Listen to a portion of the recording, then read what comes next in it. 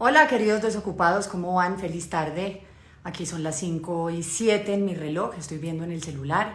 Ya saben que no volví a conectarme a las 5:00 precisamente para que, ya sabiendo que la conexión es a las 5, pues ustedes tengan el suficiente tiempo de organizar su logística, sus movidas, su espacio, lo que tengan que hacer para reservarme este rato, lo cual agradezco muchísimo. ¿Cómo van?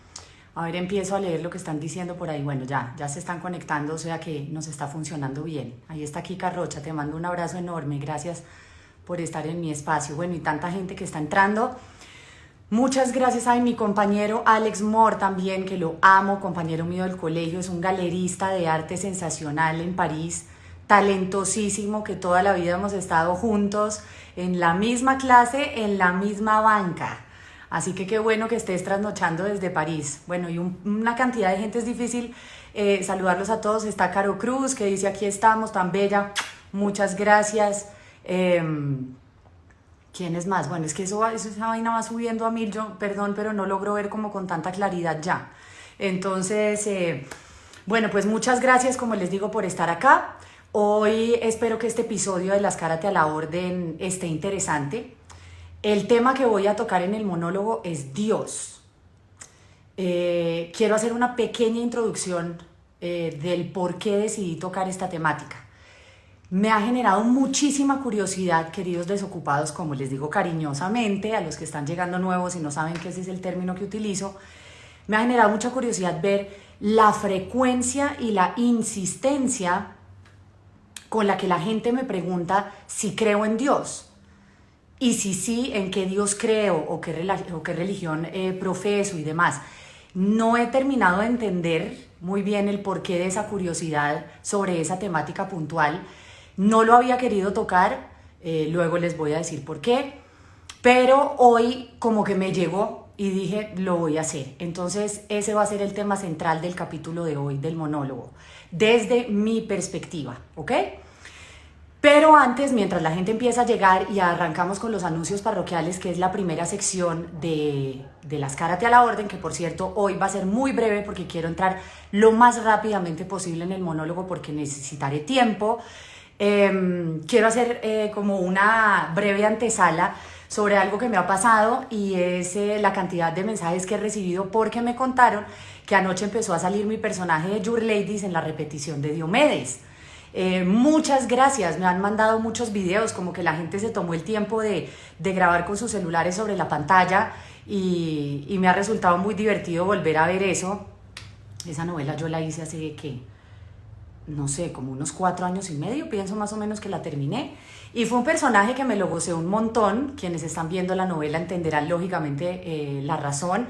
Y aprovecho para darle las gracias a Ernei Luna, el director, que ha sido el primer director desde que yo empecé a trabajar, que me ha dado la oportunidad de hacer un personaje popular, pero cuando digo popular es en el sentido incluso un poquito ordinario, y porque era una mujer bastante barata, medio putonga, de pensión, aguardientera, de Guacarí, del Valle del Cauca, súper interesada, que entra en la historia un poco en el rol antagónico, hacerle la vida a Diomedes imposible.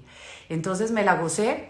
Me han preguntado mucho si me había operado yo para hacer esa novela. No me había operado, yo me había operado antes. Entonces no fue para la novela. Yo me puse las boobies muy peladas, creo que sobre los 20 años, 21 años, ya ni me acuerdo, pero son muy chiquitas. Las mías son chiquitas. Lo que yo tenía ahí, me ponían unas prótesis adicionales de silicona con un brasier de relleno con silicona. Por eso se me ve ese tetamen y esas cosas así encaramadísimas, vulgarzota, pues porque ella era una prostituta que vivía literalmente en una pieza. Y entonces estaba en búsqueda de un marrano, como se dice coloquialmente, para salir de la inmunda porque no tenía un quinto. Entonces ahí respondo un poco la pregunta. Igual, teniendo claro que me las había yo ya operado y me las había ya hecho, jamás hubiera optado por una talla semejante. Entonces ahí les aclaro ese tema. Pero bueno, fue una época muy divertida. Gracias a ustedes me gané premios con ese personaje, no sé si merecidos o inmerecidos, pero yo lo hice con mucho gusto y lo disfruté enormemente. Así que, pues si quieren ver a la Your Ladies, a partir del capítulo de anoche comenzó a salir y seguramente ya estará en forma haciéndole la vida imposible al protagonista. Entonces, pues gracias por sus generosos mensajes y por valorar mi trabajo. Segundo, les quiero contar, de nuevo, antes de entrar en los anuncios parroquiales, que anoche me pasó una vaina rarísima. Imagínense, yo a veces, casi siempre me acuerdo de lo que sueño. No sé si a ustedes les pasa. De hecho, me da rabia cuando no me acuerdo del sueño.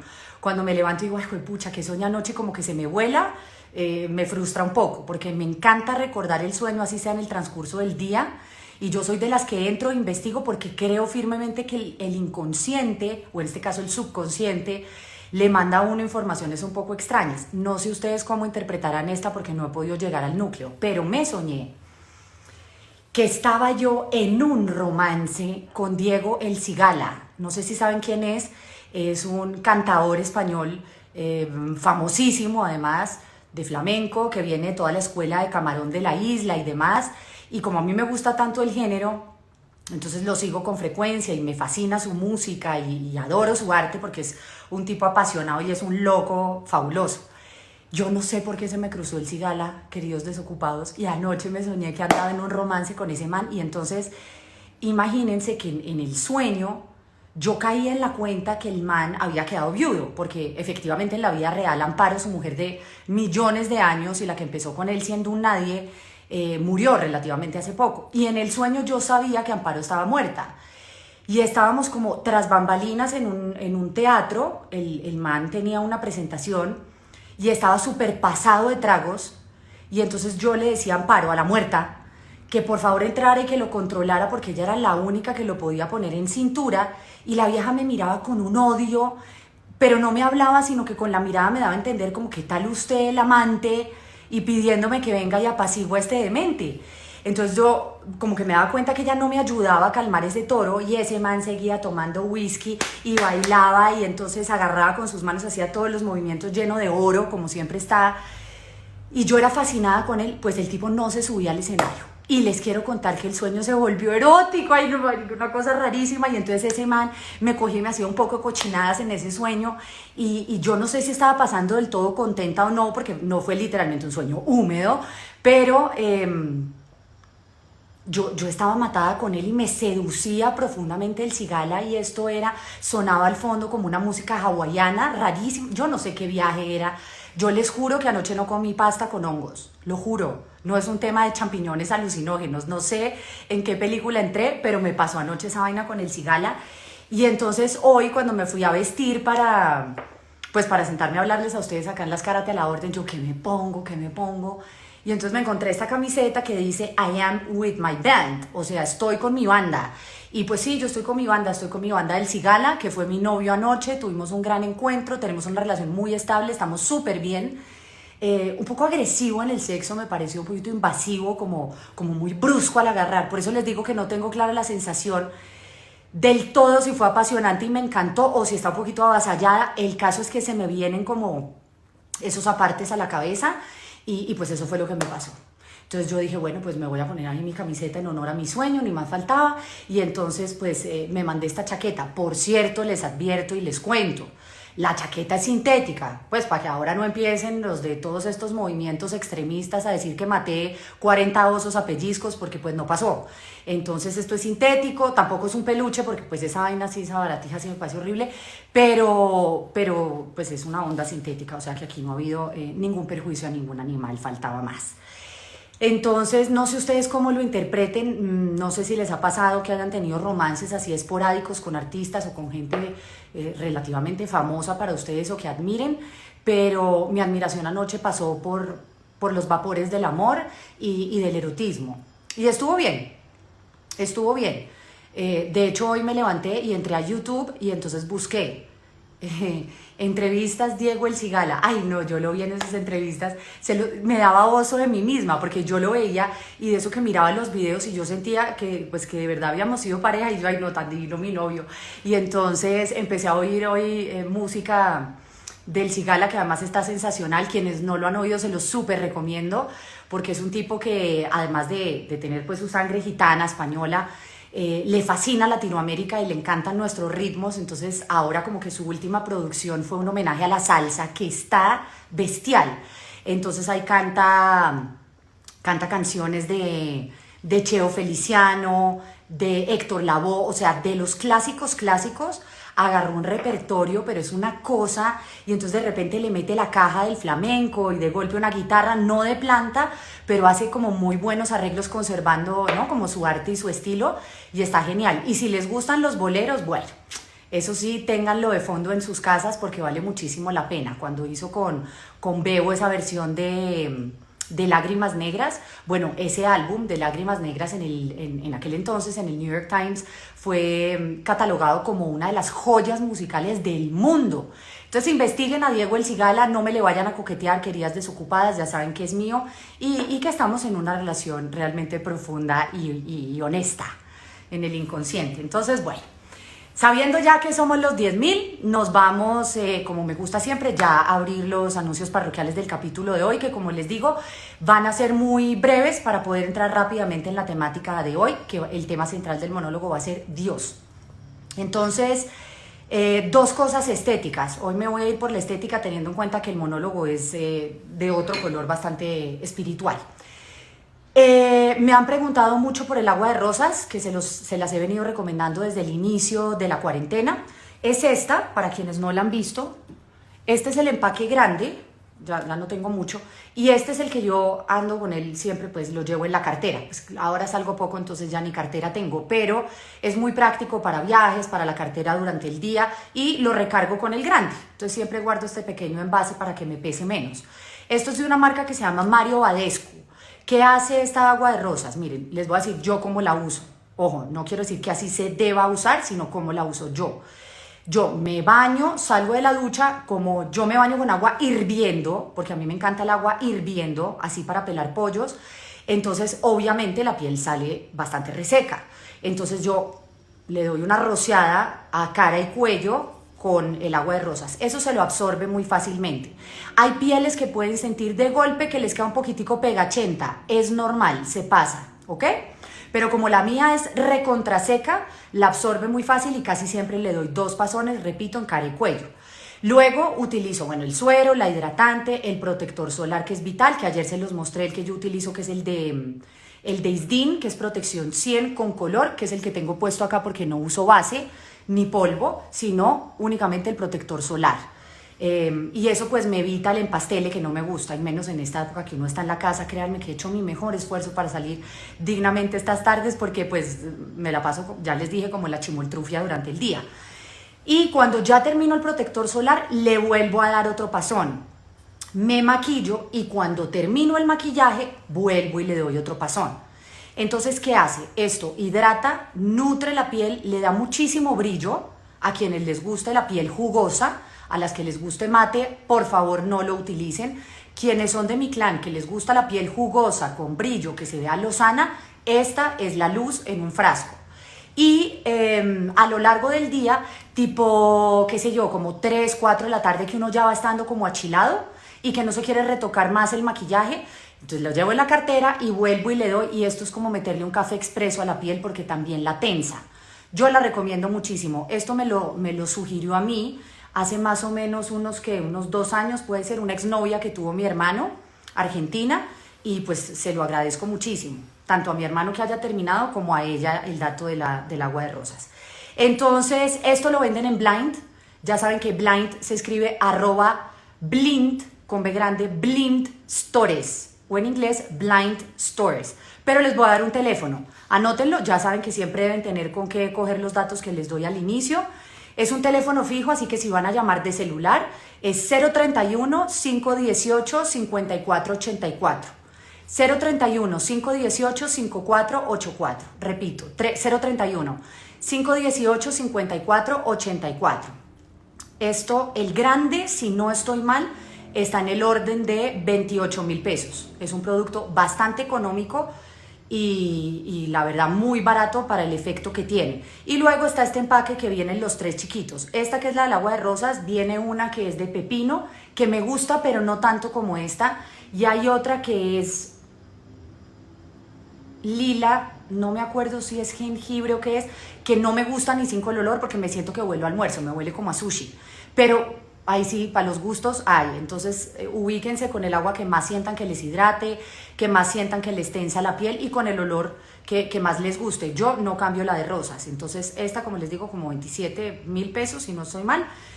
No quiero ser imprecisa, pero está en ese orden de los 27 y bueno, ya está el empaque de los chiquitos, ahí les dejo el dato, @blind stores o blind stores 031-518-5484. Y el segundo dato que les quiero compartir, que me lo han pedido muchísimo para repetir, es el de las pastillas que yo tomo y que también toma mi mamá.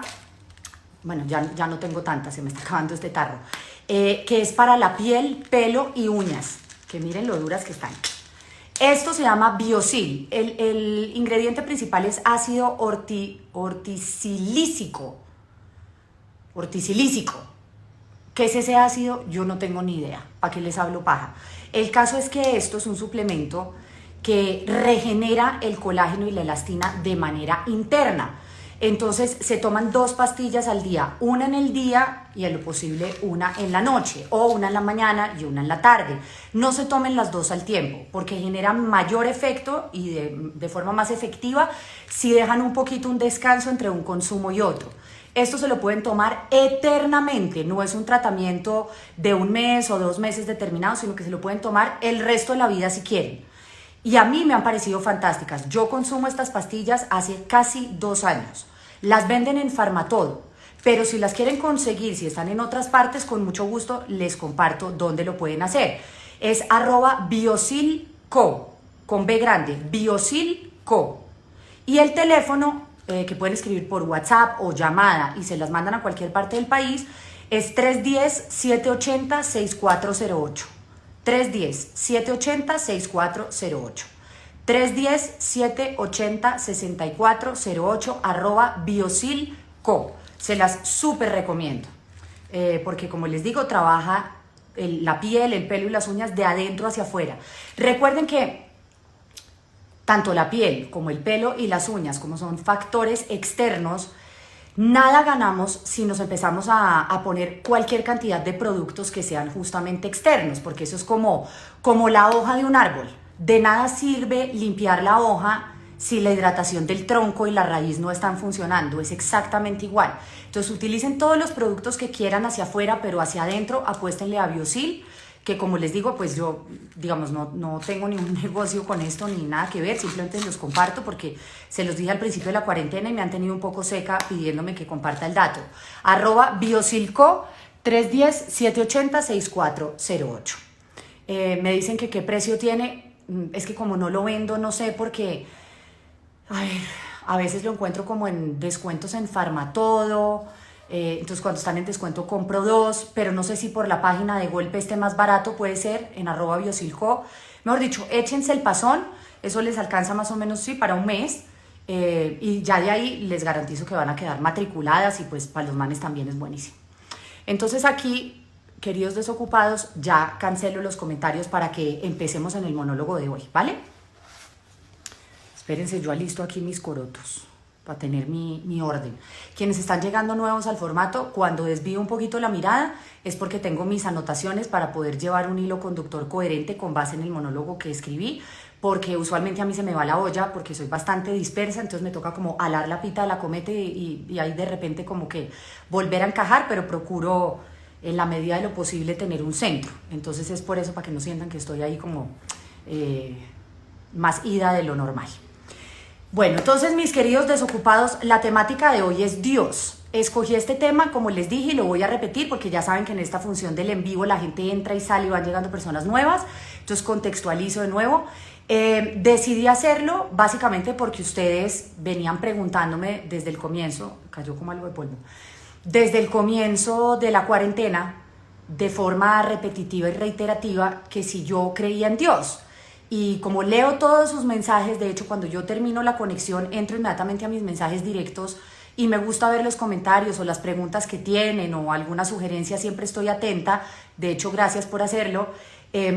Venía notando con mucha frecuencia la formulación de esta pregunta, que si yo creía en Dios, o que qué religión profesaba, o que qué culto seguía, o que si era atea y sencillamente no creía. Al principio como que me parecía raro porque es un tema muy personal, no daba respuesta sobre eso, pero al ver que se volvió como masiva la vuelta, dije, ¿por qué no tratarlo? Entonces lo consulté Le dije a Daniela, que es mi mano derecha y la mitad de la izquierda en términos laborales y uno de los seres que yo más amo en la vida, le dije, oye, quiero hablar de este tema, y me dijo, Hanna, no lo hagas. No lo hagas porque recuerda que el tema de política, de religión, de sexo, estas cosas tienden a herir muchas susceptibilidades, la gente se toca muy fácilmente y pues es una época donde todos estamos muy sensibles. No te metas en ese berenjenal y no entres en camisa de 11 varas. Y entonces yo oí claramente la sugerencia, le paré muchas bolas al consejo que ella me dio y decidí hacer todo lo contrario. ¿Por qué? No solamente por un hecho de rebeldía, porque yo siempre le hago caso. De hecho, mi esposo dice que esa es la única persona que yo le hago caso. Le tengo un poco de miedo, porque ella no lanza frases sino profecías. Entonces, todo lo que me dice que va a pasar ocurre. Y eso que yo soy bastante intuitiva y tengo mucho de bruja y de capacidad de ver más adelante, un poco hacia futuro.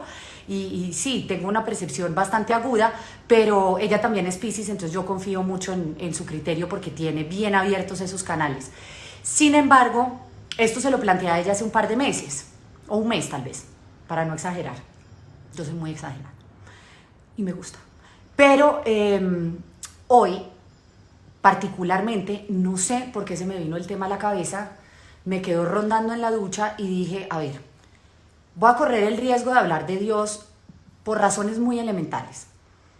Primero porque quiero, eso es lo más importante, porque quiero, porque me nace y porque me inspira a hacerlo hoy. De pronto mañana no me hubiera llegado esa inspiración, de pronto ayer no hubiera ejercido tampoco el mismo efecto.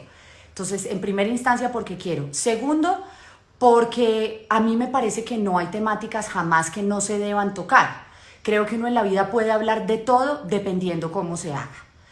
Siempre dentro de un marco de respeto y por supuesto teniendo la apertura total a la diversidad.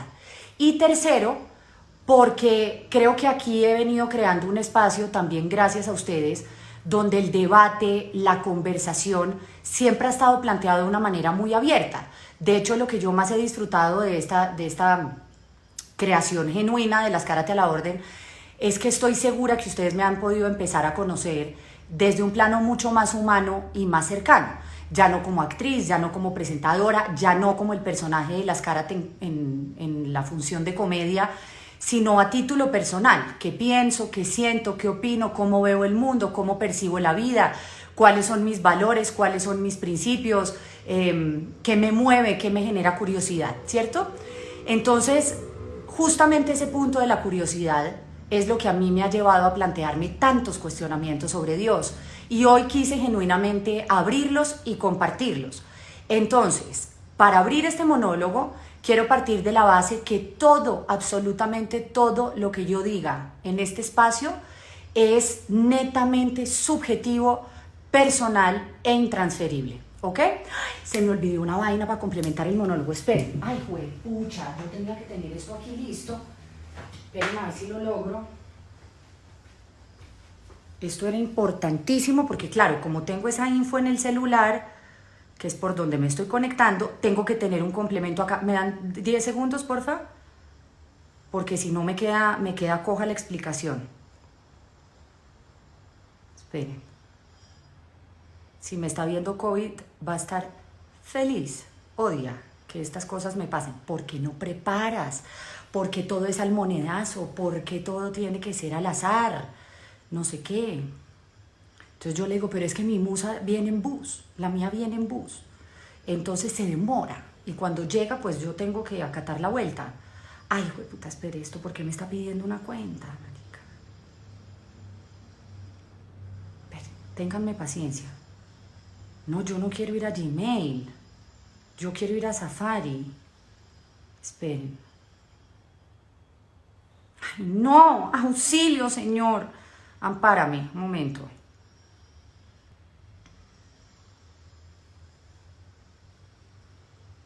Esperen.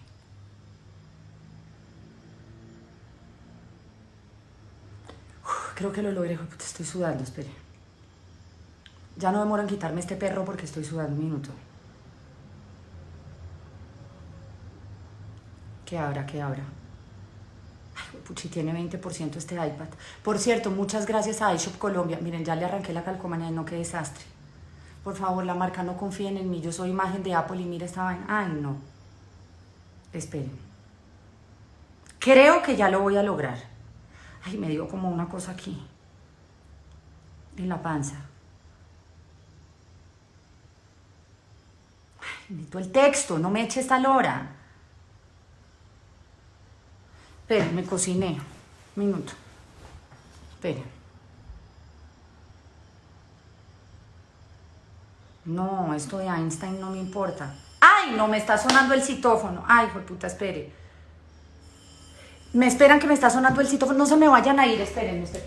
¡Voy, citófono! ¡Ya voy! ¡Ya voy! ¡Espere, citófono! ¡Ya voy!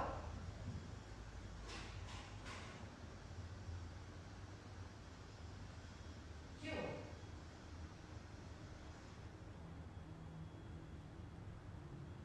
¿Hay qué? Patín. Bueno, ahorita vamos a presionar la transmisión. Gracias.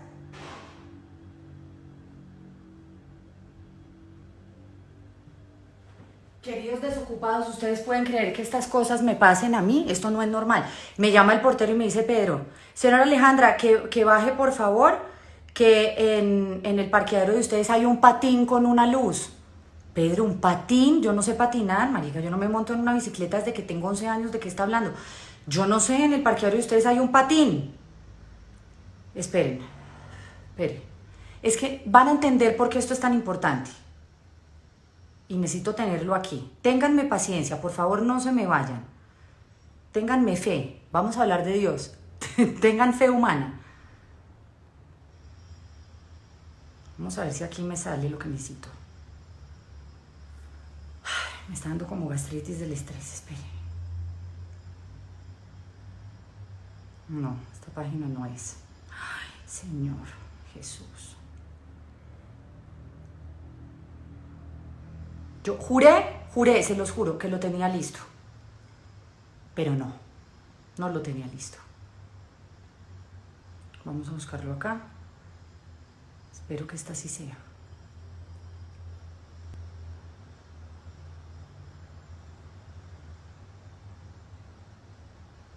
Ya me está abriendo. ¿Y qué más? ¿Bien? Bueno.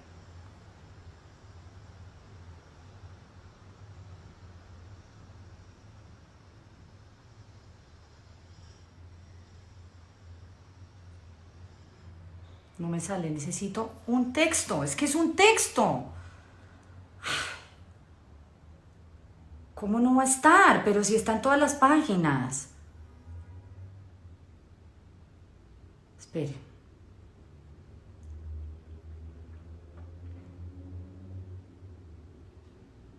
Va a aparecer, va a aparecer. Google no falla. La que estoy fallando soy yo.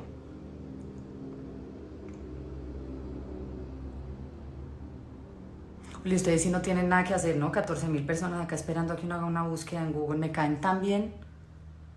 Me caen muy bien ustedes. Adoro a la gente que no tiene nada que hacer y que me regala su tiempo.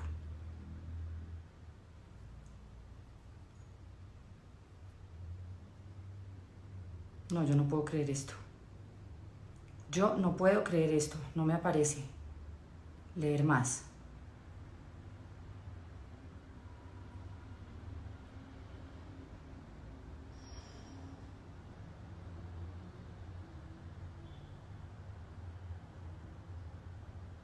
Ya, lo encontré. Lo encontré. Estamos salvados, queridos desocupados. Ahora sí nos fuimos. Ay, me dio como hueco en la panza. Bueno, entonces como les estaba diciendo, hoy el tema va a ser Dios. Entonces, iba como en la antesala, ¿cierto? En la introducción donde les estaba diciendo que de aquí en adelante todo lo que diga es netamente subjetivo. Es mi experiencia, es como he sentido yo la transmisión de ese mensaje y espero poderlo emitir de manera efectiva. Por supuesto que lo que diga es digno de controversia, controversia sana con invitación al debate, porque todo va a estar dentro del marco del más estricto respeto y así mismo los invito a ustedes que si no están de acuerdo con lo que yo voy a decir, también lo respeten, porque somos individuos, por ende individuales, que podemos tener creencias diversas, distintas y que no tenemos que estar literalmente en comunión los unos con los otros porque es un aspecto intransferible, profundo, espiritual y de uno y de nadie más. ¿Listo? Entonces, siendo así, me mando con el monólogo de hoy. Miren, yo crecí, respondiendo a su pregunta de si creo en Dios, aquí arranca el cuento. Yo crecí en una familia católica, apostólica, romana, donde vengo de dos padres con conceptos religiosos similares y distintos. ¿En qué sentido? Mi papá es un hombre muy intelectual, mi papá es un hombre que cuestiona mucho, es un hombre muy mental, pongámoslo en esos términos. Entonces yo he visto a mi viejo como que viajar desde la fe y la creencia absoluta en Dios, en Jesús, en Cristo, hasta el ateísmo total y el alejamiento absoluto. Y entonces lo he visto navegar en esas aguas de extremo a extremo. Por ejemplo, en esta etapa de la vida, mi papá está como en una época muy cerca de Dios, está yendo a misa los domingos, me lo cuenta, hablamos de la palabra, de lo que vio ese día, tal, porque él analiza mucho. Entonces, como les digo, he visto como los dos extremos, nunca diciéndonos, ni a mi hermano ni a mí, crean o no crean, o por esto no creo, o por esto sí creo, sino respeto absoluto, sino que yo he visto ese tránsito en él. Mi mamá, por el contrario, ha sido una mujer muy creyente en Dios, pero que sí se ha cuestionado muchas veces la fe como concepto, porque se le quedó el concepto, digamos, grabado en la cabeza, seguramente desde que se estudió el catecismo astete en su época, de la fe es creer en algo que no se ve, y ella tiene como su definición muy concreta, pero sin embargo a ella todo el rollo de la espiritualidad en sí, conceptual, y la fe como tal es algo que le genera cuestionamiento, porque dice, ok, es creer en lo que no se ve, pero ¿creer en qué? Sin embargo, yo creo que ella, por salvaguardarse y por las dudas, siempre ha terminado creyendo como para no fallar, ¿me entienden? Entonces como que dice, es mejor creer que no creer, y de forma interna ha estado como más parqueada ahí, sin tanto cuestionamiento y sin tanta duda. En mi historia, como yo fui tan cercana a mis abuelos maternos, y eso ya también me lo han oído, nosotros los fines de semana pasábamos mucho tiempo con ellos. Cuando mis papás, no sé, tenían una comida, un evento, lo que sea, el parche era irnos a la casa de los abuelos, de Pepe y Dolly, los papás de mi mamá. Y entonces imagínense que mi abuela siempre nos despertaba con una oración divina, que me la sé de memoria y se las quiero compartir, porque mi abuela nos despertaba a mi hermanito y a mí así. Yo le digo a mi hermano mi hermanito, no importa la edad que tengamos ya, es mi hermanito, punto. Y además solo le llevo 4 años. De hecho, él ya se ve mayor, eso me hace sentir muy bien. Entonces, la oración era así. Ella llegaba, se acostaba en la esquina de la cama de uno en su casa y nos decía, bueno, hijos, esclarece la aurora el bello cielo, otro día de vida que hoy nos das. Esperen, esclarece la aurora el bello cielo, otro día de vida que hoy nos das. Gracias a vos, creador del universo, oh Padre nuestro que en el cielo estás. Nuestras voces unimos al concierto, por la iglesia elevamos oración, por nuestros amados padres y familias, porque dichosos los hagáis, Señor. En vuestro santo nombre comenzamos otro día de vida que hoy nos das. Gracias a vos. Otro día de vida que hoy nos das. Haced que lo acabemos santamente, oh Padre nuestro que en el cielo estás. Bueno, esto pasó cuando yo era una niña, entiendan por favor que pasa el tiempo, pero miren lo lindo de esa información, cómo le cala a uno y cómo se queda. De hecho, a veces trato de recordarla cuando me levanto, no todos los días, pero cuando la recuerdo de golpe, sé que ahí está mi abuela siempre conmigo. Entonces esto me evoca mucho a mi niñez. Y ella nos inculcó esa cercanía a Dios, esa creencia, esa fe, ese poder de su palabra, ¿no? Y nos llevaban a misa aquí en Bogotá a una iglesia que se llamaba La Porciúncula. Quienes viven en Bogotá se ubicarán, los que no, dato irrelevante, si están de otros países u otras ciudades. Esto era en la 72 en la esquina con la 11, así. Y entonces nos llevan allá a misa justo el sábado, en un en vivo que estuve con Janet Ballman hablando de toda esta crisis del teatro, conté esta experiencia, pero ahora en este contexto la quiero repetir porque sé que no todo el mundo la vio. Cuando yo iba a misa, queridos desocupados, con mis abuelos, siendo apenas una niña, yo veía como la Eucaristía y toda esta ofrenda, ¿no? Todo esto que se hacía en la misa, como si fuera una obra de teatro. Yo no entendía en aquel entonces que esto tenía un contexto religioso o un subtexto de fe o de creencia, sino que yo sentía que me estaban llevando a ver un espectáculo, porque claro, la coreografía todos los domingos era igual, cambiaban los protagonistas, pero la coreografía era igual y en determinado momento la gente se levantaba y en otro se paraba y de repente levantaban la copa y entonces era la cosa y entonces el señor venía al atril y de repente pasaba un señor o una señora pidiendo una limosna y yo pensaba que le estábamos pagando a los artistas. Entonces mi abuelo Pepe nos enrollaba un billetico, nos lo pasaba a mi hermano y a mí y nosotros metíamos ese billete ahí en la tula esa con la que recogen las chichiguas porque nadie da nada. Y entonces yo tiraba ahí mi billete, ay no, eso se sentía uno millonario, importantísimo, uno se sentía súper principal de saber que estaba pagando ahí. Pero yo creía, repito, que yo le estaba pagando a los artistas por el show que acaban de dar, imagínense. Y entonces una vez le dije a mi abuela, ay no, y entonces este domingo vamos a ir a ver la obra y mi abuela no entendía. Pero hija, ¿cuál obra? Y yo, pues abuela, la obra de la iglesia. Hija, es una misa. Y yo, pues por eso la obra que se llama misa. Y entonces me explicó, me dijo, no, mira, esto es una Eucaristía, esto funciona de este modo, no sé qué, yo tendría, qué sé yo, 7 años por ahí, 6. Y entonces ya cuando me explicaron que venía como a los 10 años la primera comunión, a mí lo que me entusiasmó fue la fiesta. Porque entonces la vestía de blanco y la cosa, eso le daban a unos regalos y le daban su anillito de perla y sus areticos y la fiestica con las amigas con la torta y todo. Entonces eso a mí me pareció genial. Y ya cuando estaba sobre el orden de los 10 años, pues empecé a hacer la preparación, ¿no? De la primera comunión. Y esto era en la 98, abajo de la séptima, donde vivían mis abuelos, allá hay otra iglesia. Entonces a mí me llevaban allá a hacer la preparación de la primera comunión. Y entonces conocí a un peladito que era de otro colegio que se llamaba Federico. No, eso me pegué una traga yo del peladito. Entonces, eso qué preparación ni qué nada, porque eso le enseñaban a uno cuáles eran los, ¿cómo es que se llama eso? Los mandamientos, y le explicaban a uno qué era la fe, y entonces la importancia de la hostia, que el cuerpo de Cristo y todo, pero yo estaba mirando el cuerpo del compañerito, porque a mí me gustó, fue el compañerito.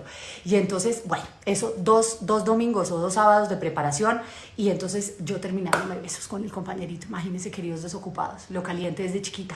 Y entonces nos cogió el padre en esa iglesia. Y entonces nos hizo así. Ustedes dos, ¿qué es lo que están haciendo? Teníamos 10 años, tampoco era un beso con lengua, era y la cogidita en mano y nos llevamos bombombún. Un bombombún y Coffee Light. Y entonces los dos quedamos como, uy, no, como que hubiéramos hecho una cosa horrible. Y no sabíamos ni siquiera cómo explicar, sino que eso se quedó uno así como paradito, como súper regañado. Y nos dijo, ustedes no pueden hacer eso. Ustedes son muy chiquitos para estar haciendo eso. Eso es pecado. Yo no sabía que era pecado. Entonces yo llegué a la casa de mi abuela y yo le dije, abuela, ¿qué es pecado? Entonces mi abuela me dijo, no, hija, pecado, pues digamos que son los actos básicamente que uno no debe cometer. Las cosas que no se deben hacer, que no son correctas. Entonces yo le dije, abuela, ¿a ti te parece quedarse así como un pico en la boca con un compañero de la preparación de la primera comunión? ¿Eso es malo? ¿Eso es pecado? Y la abuela me dijo, no, pecado no es, que estás muy chiquita para eso, sí. ¿Tú por qué te estás dando besos en la boca con un compañerito, Hanna? ¿Eso qué es? Y yo, pero es que es lindo. Entonces mi abuela se reía, pero le quitó, digamos, ese velo pecaminoso, incorrecto, de una cosa absolutamente natural entre 2 niños. Y a mí esa actitud del padre, la verdad, no me gustó. Y les estoy hablando, 10 años tenía yo. No me gustó. Porque no lo tienen que traumatizar a uno por cosas tan banales y tan tontas, tan fácil decirle, mire, dense un abrazo, dense el piquito acá o qué sé yo, pero tampoco pues era que el niñito me fuera a revolcar allá detrás del atril, éramos unos niños, ¿me entienden? Eso ya como que no me gustó tanto, ya ese combo del espectáculo, de la misa y todo eso ya no me pareció tan chévere. Finalmente hice la primera comunión con 2 amigas más. Y bueno, me dieron mis regalitos y mi fiesta y todo, y entonces, claro, uno se siente importantísimo la primera vez que le dan la hostia y todo lo que eso implica, y ya, bueno, entonces ya me sentía grande. Después ya crecí un poco más, entré a bachillerato, y recuerdo que ese año yo en el liceo francés me iba tirando 8 materias, 8 de 11, 8. Y tenía una compañera de mi curso que se llamaba porque se murió recientemente, gran amiga de toda la vida, se llamaba Margarita Osa. Y entonces Margarita había oído, oigan pues, había oído una promesa, como un pago de una promesa, al divino niño del 20 de julio, todos los deseos serían concedidos. Como yo siempre he creído tanto en la suerte, en el azar y en esas cosas, entonces Margarita vino y me dijo, marica, nos toca irnos para el 20 de julio, cojamos un taxi y ofrezcámosle algo al Divino Baby. Y entonces yo, pues camine para el Divino Baby. El Divino Baby se nos quedó así, el Divino Baby. Miren las cosas de la vida, pequeño paréntesis. Como les decía, ella murió recientemente de un cáncer brutal de páncreas, de manera absolutamente inesperada le llegó. Y mi último WhatsApp con ella, ya que estaba agonizando en su casa, pero todavía estaba estaba conectada aún, se estaba despidiendo también de la gente que quería y estaba lúcida, fue como 2-3 días antes. Le dije, porque ya sabía que no había nada que hacer, le dije, Márgara, que el Divino Baby la lleve y la acompañe. Y me contestó, ja, ja, ja, ja, ja. Y esa fue nuestra última charla y fuimos amigas desde muy niñas. Cierro paréntesis. Nos fuimos, queridos desocupados, al Divino Baby, a la Catedral del Divino Niño en el 20 de julio aquí en Bogotá, que es muy famosa. Y entonces nos dijeron, porque nosotros nos fuimos por allá para donde, sí, como los monaguillos, ¿cuántos años tendría yo? Unos 16, 15, qué sé yo. Y entonces nos fuimos donde esos monaguillos y yo sí de una, como si fuera cuadrando un negocio, porque yo tengo mi sangre paisa y soy súper negociante. Yo, bueno viejos, ¿esto cómo es que es lo de la promesa? Para que se le cumpla uno la vuelta, ¿qué es lo que hay que dar? Pero que sea efectivo, porque nos vamos tirando el año. Entonces esos peladitos nos dijeron, no, lo más efectivo es cuando uno da chocolate, porque los chocolate, las barras de chocolate le sirven a los niños y le sirven a los ancianos y eso calma el hambre de las familias. Y no es que nosotros pues a comprar chocolate y barras de chocolate. En una esquina de esa catedral hay una tienda que es muy pequeñita, que la maneja un señor que se llama Fabio. Si Fabio me está viendo, alguien lo está viendo por allá que le sapé, Fabio, te mando muchas saludes porque luego voy a contar porque te conozco desde ese entonces. Él organiza mercaditos, hay de 10.000, de 20.000, de 30.000, bueno, pero retomemos la historia. Entonces yo empecé a comprar las barras de chocolate y nosotras allá, eso, de rodillas, ofreciéndole al Divino Baby que mire, que por favor no me vaya a cagar el año, que por favor mis papás me van a matar, esto, el castigo va a ser brutal. Con 8 materias perdidas, eso era poco lo que había para hacer. Y en nuestro colegio no existía la figura de las habilitaciones, porque pues es un colegio que se rige por el sistema educativo francés y eso ya no existe. Entonces, allá lo que se hace es un consejo de profesores con 2 representantes del curso, que uno entre compañeros los escogía y entonces analizaban caso por caso. Y así uno perdiera 8 materias podía pasar y una persona que perdiera una lo podían dejar. Entonces, digamos que era ahí sí que literal a la de Dios, queridos desocupados. Pues nosotras repartimos chocolate hasta no decir más, nos gastamos la mesada en esa vuelta y contra todo pronóstico pasamos el año Margarita Osa y yo. Esto que hemos visto nosotras, que era nada distinto a un milagro, pues nos matriculamos con el Divino Baby, porque vimos qué raco tan efectivo, de verdad que es que sí nos sacó adelante este añito. Y así terminé pasando todo el bachillerato a punta de chocolate y del Divino Baby, porque esa es la verdad. Pagando promesas, leyendo la novena, que me la sé, pero de arriba abajo, de pe a pa.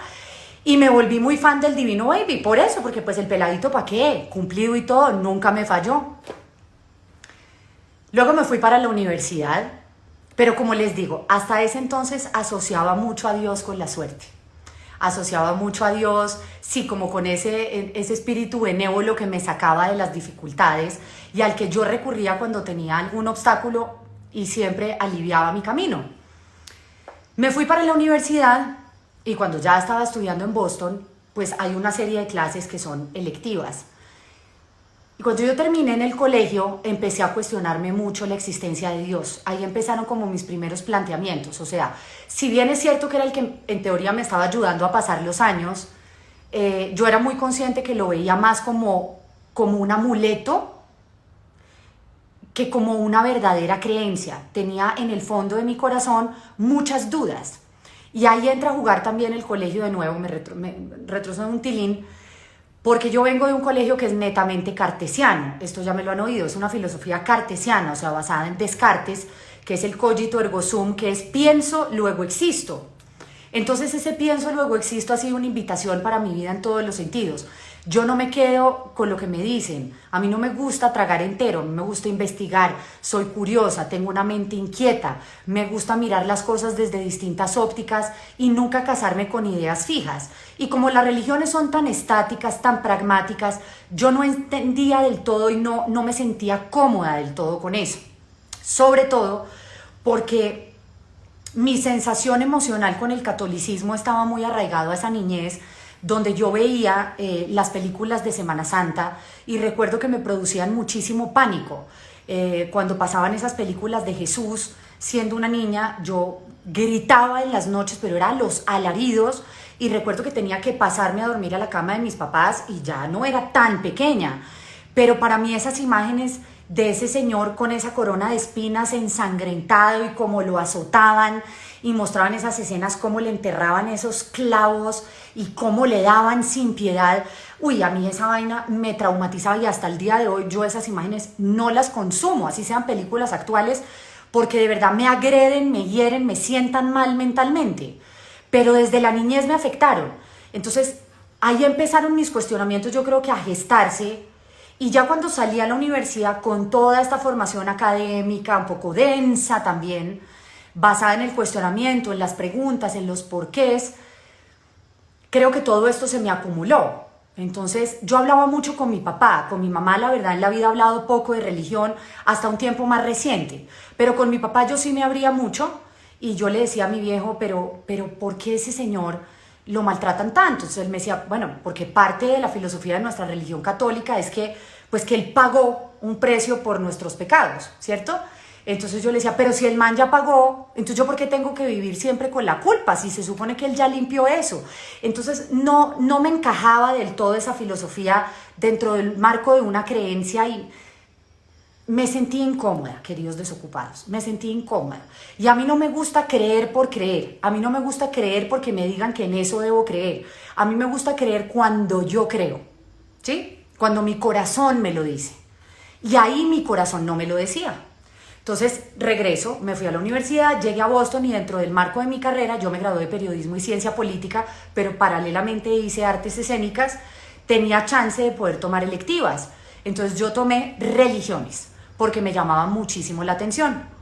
La primera en la que me metí a fondo a estudiar fue el taoísmo.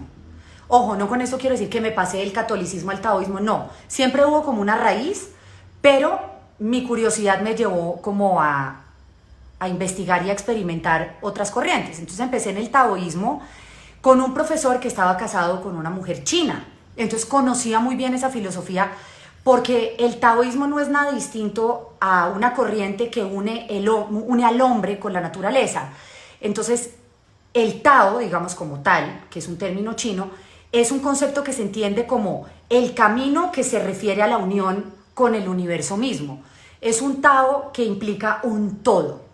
Y dentro de ese todo hay como unos preceptos muy interesantes que son la compasión, la bondad, la piedad, la honestidad y la equidad. Entonces ahí dije, ve, chévere, nunca lo había oído y como que esos conceptos se me ajustaban a lo que yo considero y a lo que me habían enseñado como principios de vida también, más allá de las religiones, sino como principios de vida y valores básicos. Entonces me empezó a gustar.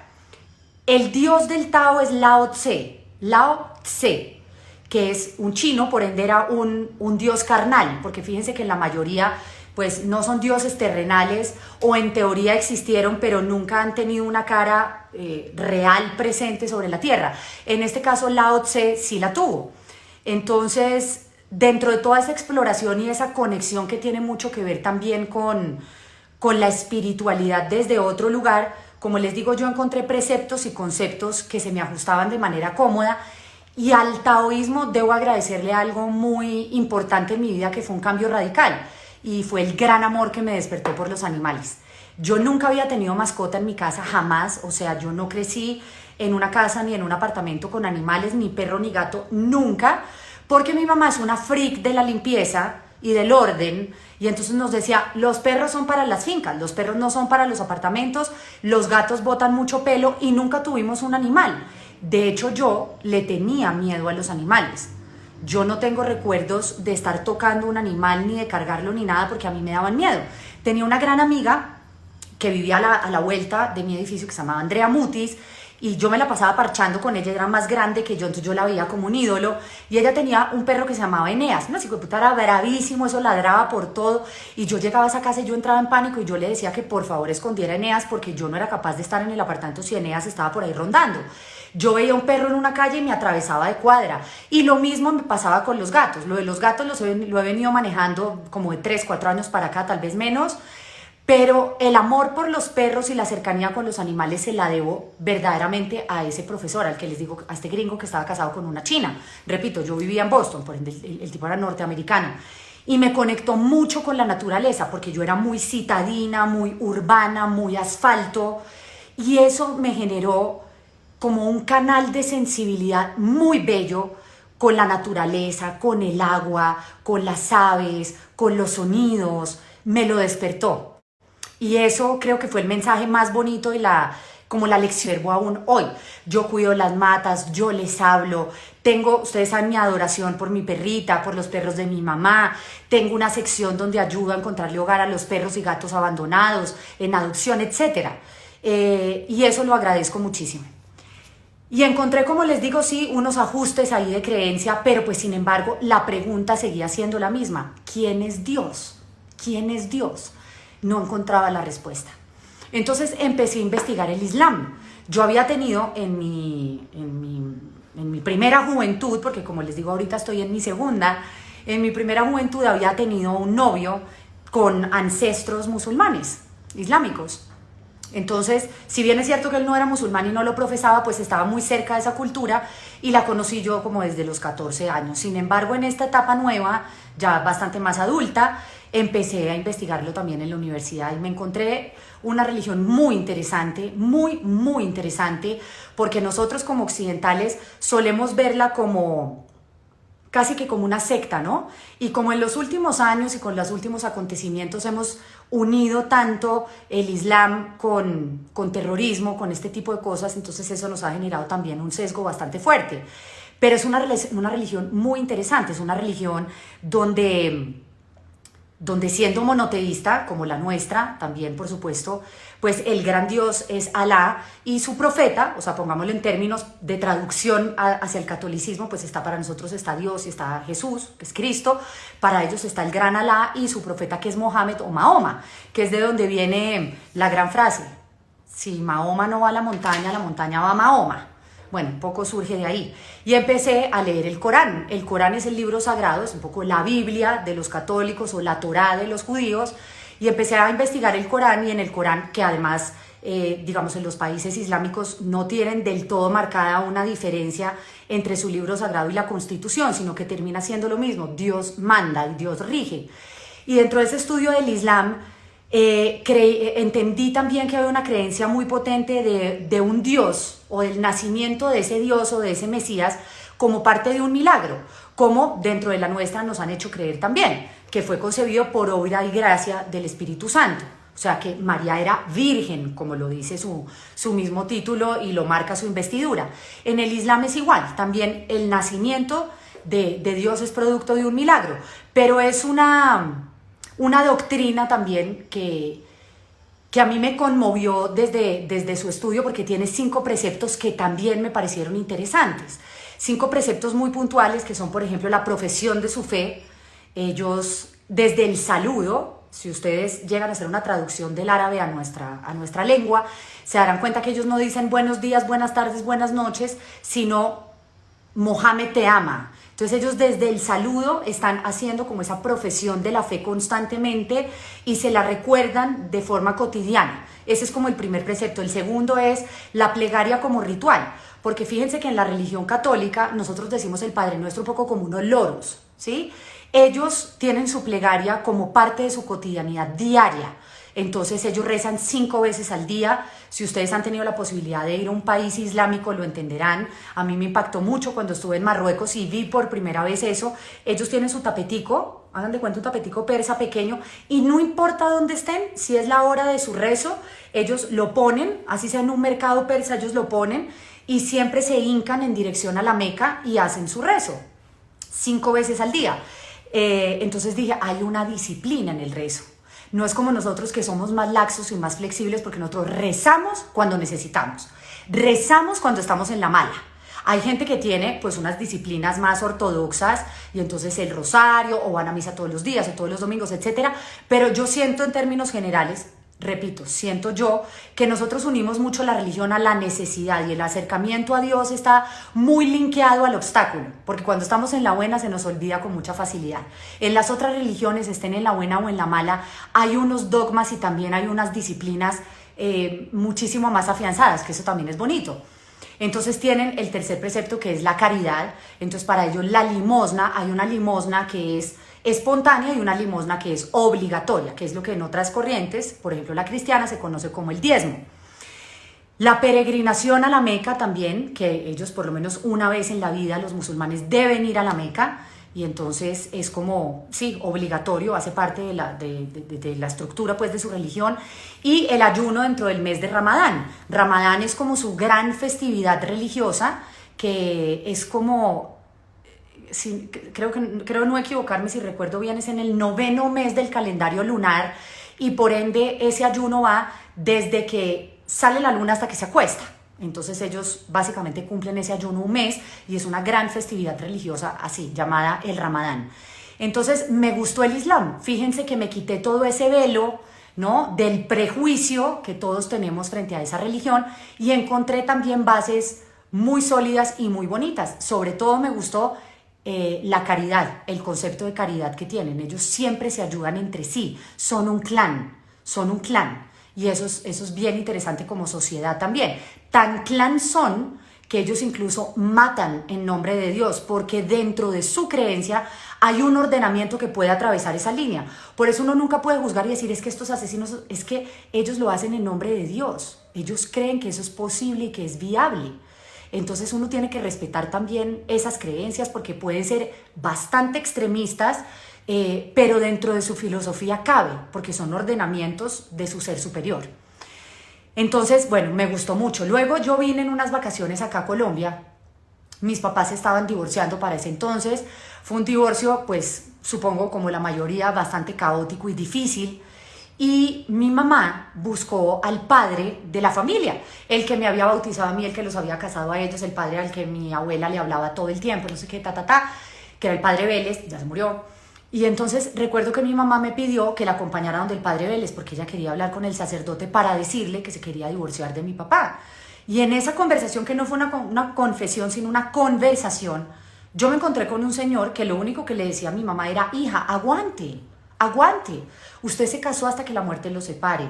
Usted aceptó el sacramento del matrimonio. Y es muy importante que usted, si lo hizo bajo los designios y los ojos de Dios, pues usted permanezca ahí, luche por su hogar. Usted tiene 2 hijos maravillosos, Gerardo es un tipazo, usted no puede destruir su hogar. Y mi mamá con lágrimas le decía, padre, es que yo no quiero estar más en esta relación y por el bien de mis hijos necesitamos encontrar un equilibrio.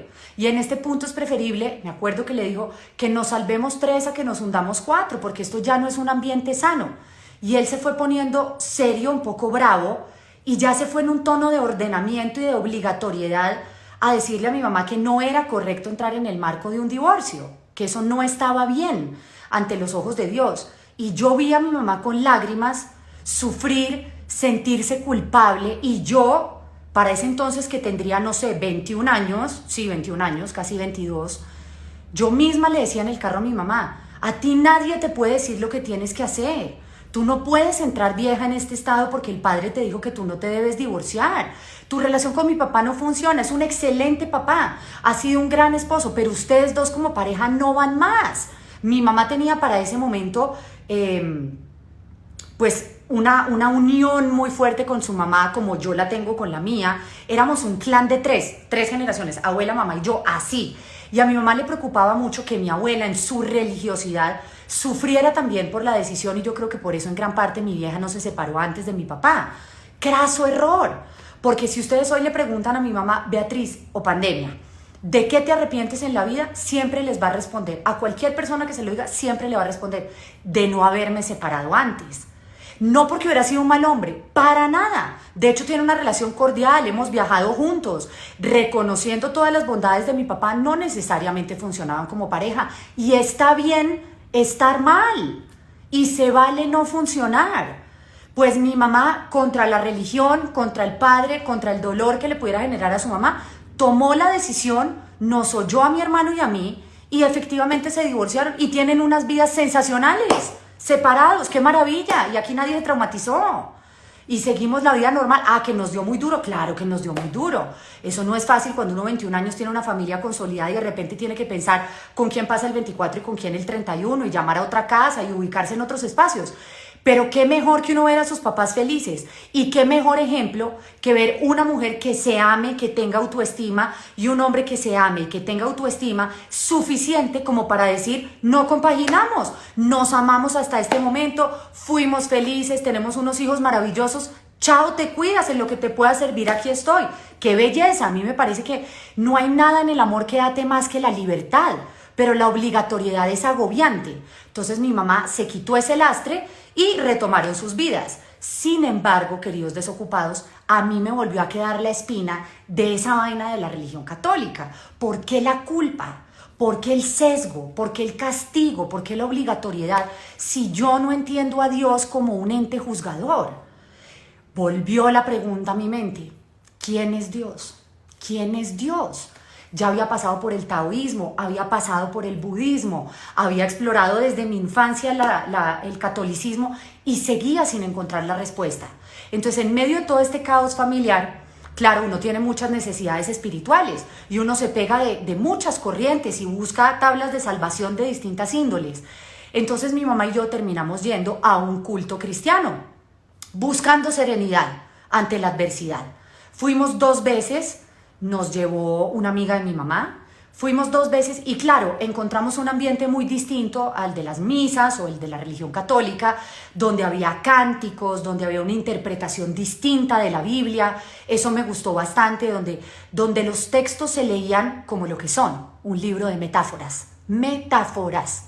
Y entonces había interpretaciones casi que a manera de cuento y eso me gustó mucho. Y el ambiente yo lo sentí alegre. Había alegría, no era esa pesadumbre, esas iglesias lúgubres, no, había alegría. Y no estaba el Cristo ensangrentado que a mí tanto me traumatizaba, entonces no lo tenía que ver y eso me aliviaba bastante la mente en el espacio. Sin embargo, ahí viene todo, como siempre, hay un pero.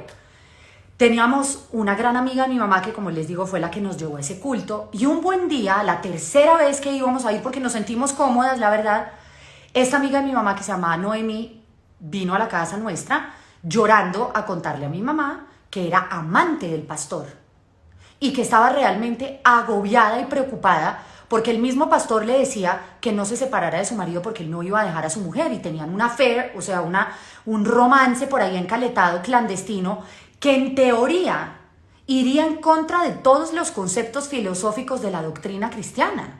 Entonces yo veía cómo nos decían que no teníamos que participar en el mundo mundano, había una serie de normas que no se las inducen a uno, no, o sea, como que no se las inyectan como norma, pero sí le hacen a uno pensar, pues que son los lineamientos de Dios y que uno por voluntad propia los debe cumplir. Y había una serie de prohibiciones, sin ponerlas dentro del marco de la prohibición, que luego cuando vimos la situación de Noemí yo dije, no creo en esto. Porque entonces lo que dicen no lo aplican. Y si el mismo pastor está haciendo esto, de ahí para abajo como que se me derrumbó toda la credibilidad y decidimos no volver. Por eso les digo, todo lo que les estoy contando no es desde el juicio ni al cristianismo, ni al catolicismo, ni al taoísmo, ni al islam, nada. Simplemente les estoy contando mi experiencia frente a mi fe, ¿ok? Regresé a Boston, muy bien. Y dije, me voy a meter a investigar el budismo, que siempre me había llamado mucho la atención. Y créanme que en el budismo encontré una cosa absolutamente sensacional. Pero sensacional. Primero, la imagen de su Dios, o sea, el Buda, un gordo, bacán, así parchado, como que lo abrazaba a uno. Repito, no esta cosa sangrienta, tenebrosa, que tanto pavor interno me generaba, sino un man en buena onda, con sonrisa, bonito, con collares de flores, con ofrendas de lentejas, de granos, de aromas, de esencias. A mí eso me fascinó, me parecía estéticamente bonito desde la entrada. O sea, desde mi primer contacto, la estética me gustó. Y cuando empecé a investigar el budismo lo encontré como lo que en realidad es más que una religión termina siendo una doctrina filosófica y espiritual. Y eso me gustó mucho más porque me abría como esa camisa de 11 varas, de la religión pesada, de la obligación, lo que les venía diciendo. Y entonces me metí a investigar en el libro de Siddhartha Gautama, por si lo quieren buscar, eso lo venden en cualquier Panamericano, eso es un libro chiquitico y se llama Siddhartha Gautama, que es el nombre de Buda. Ay no, yo empecé a leer ese libro y yo me lo devoré porque eso era rapidito, porque es una fantasía de hadas. Cómo fue el nacimiento de Buda, cómo salió del costado y salió caminando siendo un bebé. O sea, uno se imagina toda la película porque es una fantasía. Volvemos a lo mismo, son metáforas. Y pues siendo una religión no teísta, yo lo entendí más como un método de entrenamiento psicológico. Y ahí, sí que me sentí cómoda. Porque ya saben, a raíz de todo lo que he venido yo tratando en estos días, que todas estas exploraciones de la mente me llaman de forma particular la atención. Y pues digamos que Buda o Siddhartha Gautama tiene una frase o una premisa que es muy linda, que es como en tu corazón hay sufrimiento, te abro mi corazón. Y eso es muy sencillo, es una frase muy sencilla, como en tu corazón hay sufrimiento, te abro mi corazón. Entonces yo sentí por fin que estaba llegando a un terreno seguro, sentí por fin a un Dios bondadoso, no castigador, no como por allá, sino por acá, diferente. Y como les digo, bonito, dulce, y cachetoncito, bacán, me gustó, me sentí cómoda, sentí que entré en la refractaria que encajaba. Y además, como toda esta doctrina filosófica tiene, pues, digamos, su ley del karma y del dharma, ahí también encontré como un balance muy interesante para aplicarlo en términos generales en la vida. Porque digamos que el karma está muy ligado al destino, que vendría siendo nada distinto que la consecuencia de los actos o de los comportamientos que uno ha tenido en su vida o en sus vidas, si se quisiera creer en la reencarnación. Ese es el karma. Y luego está el dharma, que es el deber que tenemos en esta vida, o lo que en nuestra religión se conoce como nuestra misión de vida también. Y entonces me gustó mucho, o sea, como que si yo cerraba el circuito decía, esto está bonito, esto me cae bien. Entonces establecí una relación con Buda muy chévere y con todo su entrenamiento psicológico, donde también esa doctrina lo aparta a uno mucho del ego, le enseña a cultivar su bondad, a trabajarse desde adentro, no solo la estética, sino que desprende mucho al ser humano de la fachada y hace que uno realmente interiorice y encuentre paz y serenidad en sus propios recursos, que la vejez no le parezca una catástrofe, sino pues una consecuencia, un deterioro apenas entendible, pero con una fortaleza mucho más de adentro, porque es que nosotros nos quedamos mucho en ese aspecto también, en la frivolidad, y lo exploramos poco. El budismo interioriza demasiado y eso me gustó bastante. Entonces como que por ahí encontré ya una corriente. Sin embargo, mi pregunta seguía siendo la misma. ¿Quién es Dios? ¿Quién es Dios? Se llama Buda, se llama Alá, se llama Mohammed, se llama Cristo, se llama Jehová. ¿Quién es Dios? Y entonces fui a México. Bueno, lo de Buda me fui hasta Tailandia, lo investigué también, así como el Islam me fui a Marruecos, como también estuve en India, hasta que llegué a México. Ya mi hermano estaba viviendo allá y me dijo mi hermanito, Hanna, acompáñeme que quiero ir a la Basílica de la Virgen de Guadalupe. Y yo le dije, ay no, qué chévere, vamos. Hasta ese momento yo la verdad no había tenido mayor acercamiento con la Virgen. O sea, sabía que estaba ahí, era una figura del pesebre, era la mamá de Dios, pero yo nunca había charlado con ella. Como que, sí, una cosa rarísima, no había entrado, digamos, dentro de mis circuitos mentales. Pues me fui a la Basílica de la Virgen de Guadalupe a acompañar a mi hermano. Y llegamos allá y en esa basílica, en el DF, quienes vayan o quienes hayan ido entenderán de qué les hablo, hay una frase metálica, en letras metálicas, encima que dice, en pregunta, ¿y no estaré yo aquí que soy tu madre? Yo vi la frase y yo decía, ay, como si la señora lo hubiera escrito para mí, hola. Yo me quedé pensando y era claro, ¿y no estaré yo aquí que soy tu madre? Y luego dije, tiene todo el sentido, o sea, si algo tienen las mamás es el don de la ubicuidad. Las mamás están en todas partes y si creo en un Dios como quiera llamarse, pues tuvo que haber tenido una mamá y desde el sentido lógico tendría que estar acá también. Y una frase, queridos desocupados, una sola frase a mí me acercó a la Virgen. Y a partir de ahí le prometí que cada vez que pisara México estaría a sus pies. Y empecé a establecer de manera muy suave y muy natural una comunicación con la Virgen, comencé a hablarle, comencé a agradecerle, comencé a pedirle, me sentí abrigada como por una mamá y sentí la presencia de ella y eso me conectó. No voy a decir que la vi, ni que me escarchó, ni que me volvió el manto, ni la pluma, no, no, no, no, no, no.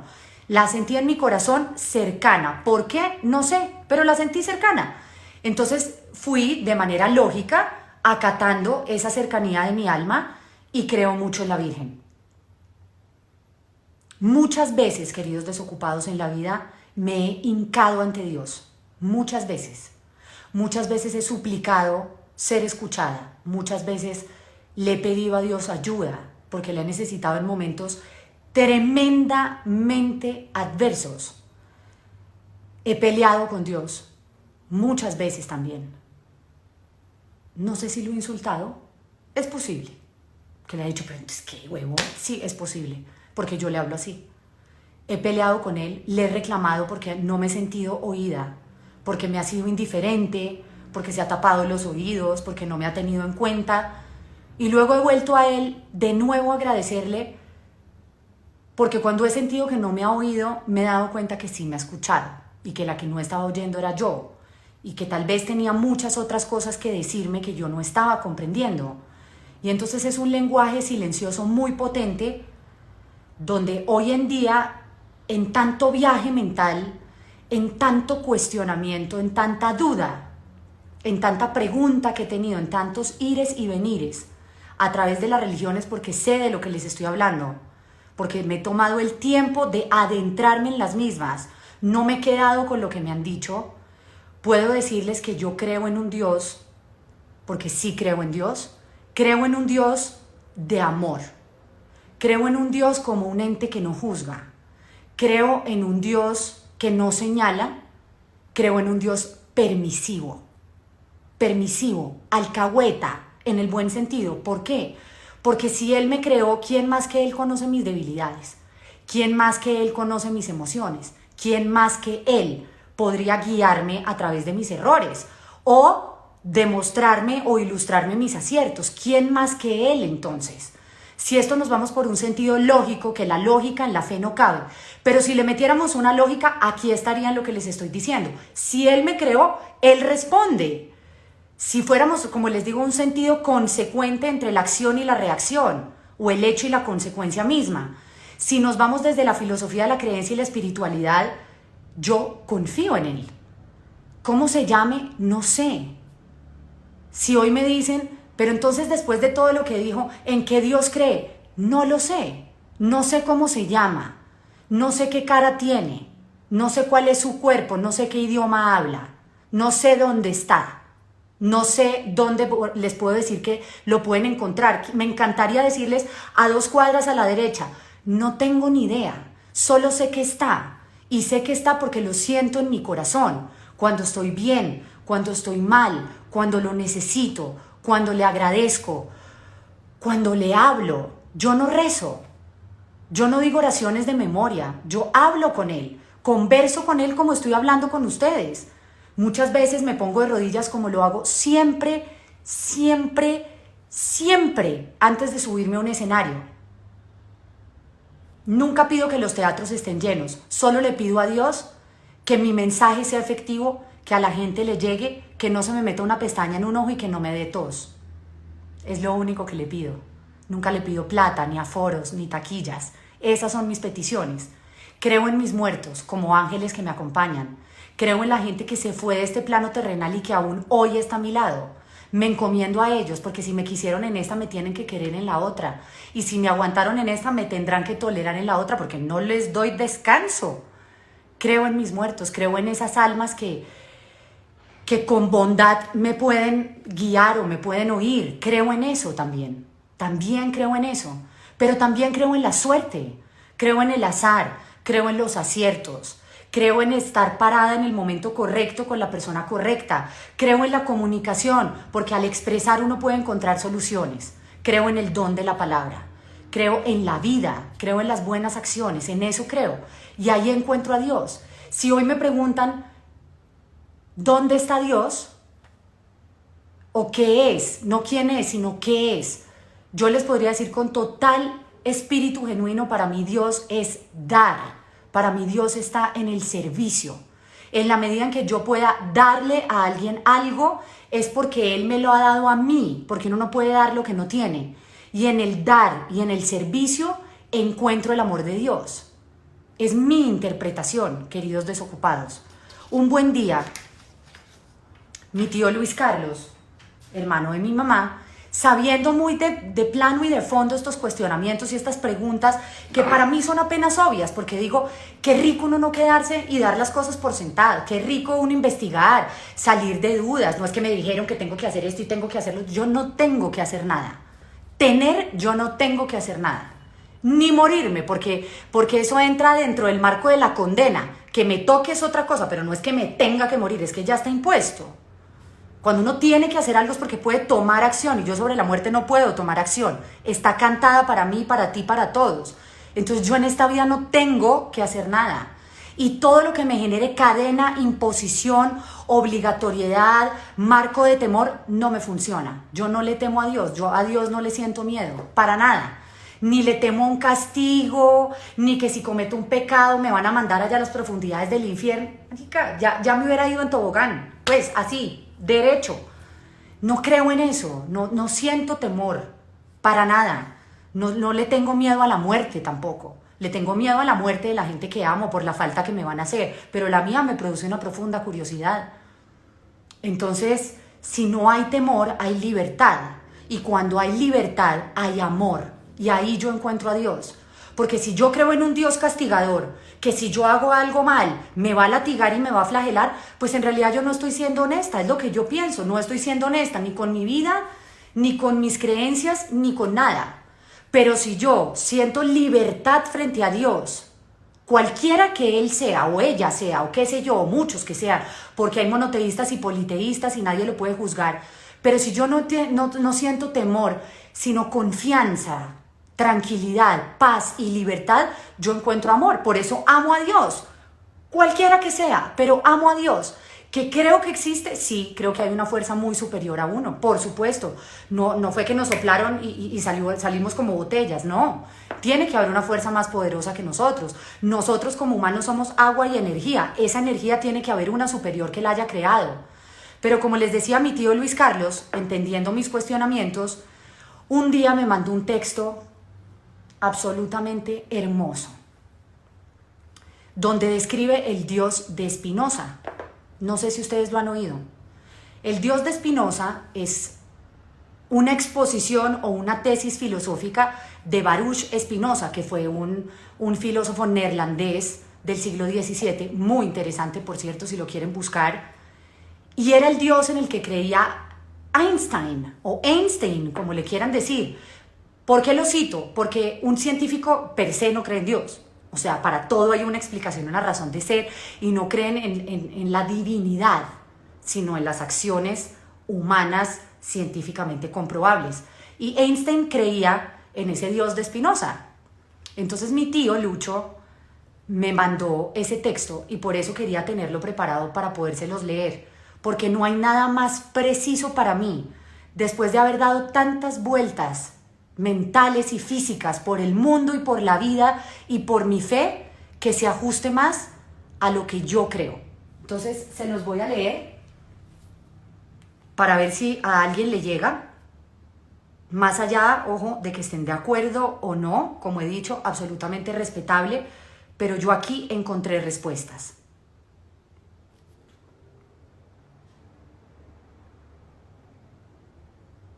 ¿Se acuerdan, como les dije dentro de toda esta charla, que siempre mi pregunta de fondo había sido ¿quién es Dios? ¿Lo recuerdan que he sido reiterativa en el punto? Yo les voy a leer esto y para mí, Él es Dios. Esto es Dios para mí. Entonces dice lo siguiente. Esta es la filosofía, como les digo, la tesis de Baruch Spinoza. Comillas. Deja ya de estar rezando y dándote golpes en el pecho. Lo que quiero que hagas, ojo, es como si Dios le hablara a uno. Él lo pone, Spinoza lo pone en palabras teóricas de Dios hacia uno, ¿ok? Que se me olvidó hacer esa aclaración. Deja ya de estar rezando y dándote golpes en el pecho. Lo que quiero que hagas es que salgas al mundo a disfrutar de tu vida. Quiero que goces, que cantes, que te diviertas y que goces de todo lo que yo, como Dios, he hecho para ti. Deja ya de ir a esos templos lúgubres, oscuros y fríos que tú mismo como humano construiste y que dices que son mi casa. Mi casa está en las montañas, en los bosques, en los ríos, en los lagos, en las playas. Ahí es donde vivo como Dios y ahí expreso mi amor por ti. Deja ya de culparme de tu vida miserable. Yo nunca te dije que había nada mal en ti, o que eras un pecador, o que tu sexualidad fuera a expresar tu amor, tu éxtasis y tu alegría. Así que no me culpes a mí por todo lo que te han hecho creer. Deja ya de estar leyendo supuestas escrituras sagradas que nada tienen que ver conmigo. Si no puedes leerme en un amanecer, en un paisaje, en la mirada de tus hijos, en un abrazo de tus amigos, en los ojos de tu amado, no me encontrarás en ningún libro. Confía en mí y deja ya de pedirme. ¿Me vas a decir a mí cómo tengo que hacer las cosas? Deja de tenerme tanto miedo, por favor. Yo no te juzgo, ni te critico, ni me enojo, ni me molesto, ni mucho menos castigo. Yo soy puro amor. Deja de pedirme perdón. No hay nada que perdonarte. Si yo te hice, yo te llené de pasiones, de limitaciones, de placeres, de sentimientos, de necesidades, de incoherencias, pero sobre todo de libre albedrío. ¿Cómo puedo culparte si respondes a algo que yo mismo puse en ti? ¿Cómo puedo castigarte por ser como eres si yo soy quien te hice? ¿Crees que podría yo crear un lugar para quemar a todos mis hijos que se porten mal por el resto de la eternidad? ¿Qué clase de Dios sería capaz de hacer eso? Olvídate de cualquier tipo de mandamientos, de cualquier tipo de leyes, de normas obligatorias. Son artimañas para manipularte, para controlarte, que solo crean culpa en ti. Respeta a tus semejantes y no hagas lo que no quieres que te hagan. Lo único que te pido es que pongas atención en tu vida y que tu estado de alerta sea tu única guía. Amado mío, esta vida no es una prueba, ni un escalón, ni un paso en el camino, ni tampoco un ensayo, ni un preludio hacia el paraíso. Esta vida es lo único que hay aquí y ahora, por ende es lo único que necesitas. Te he hecho absolutamente libre. No hay premios ni castigos, no hay pecados ni virtudes. Nadie lleva un marcador, nadie lleva un registro. Eres absolutamente libre para crear en tu vida un cielo o tu propio infierno. No te podría decir si hay algo después de esta vida, pero te puedo dar un consejo. Vive como si no lo hubiera. Como si esta fuera tu única oportunidad de disfrutar, de amar y de existir. Así, si no hay nada, pues habrás disfrutado de la oportunidad que yo como Dios te di. Y si lo hay, ten por seguro que nunca te voy a preguntar si te portaste bien o si te portaste mal. Solo voy a preguntarte, ¿te gustó? ¿Te divertiste? ¿Qué fue lo que más gozaste? ¿Qué aprendiste? Deja de creer en mí. Creer es suponer, adivinar e imaginar. Yo no quiero que creas en mí, quiero que me sientas en ti. Quiero que me sientas en ti cuando beses a tu amado, cuando arropes a tu hijo, cuando tengas un plato de comida sobre tu mesa, cuando acaricies a tu perro, cuando te bañes en el mar. Deja de alabarme. ¿Qué clase de Dios ególatra crees que soy? Me aburre que me alaben, me harta que me agradezcan. ¿Te sientes agradecido? Demuéstramelo cuidando de ti, de tu salud, de tus relaciones, de tus personas, de tu entorno y de tu mundo. ¿Te sientes mirado, sobrecogido? Expresa tu alegría. Esa es la forma de alabarme. Sé feliz.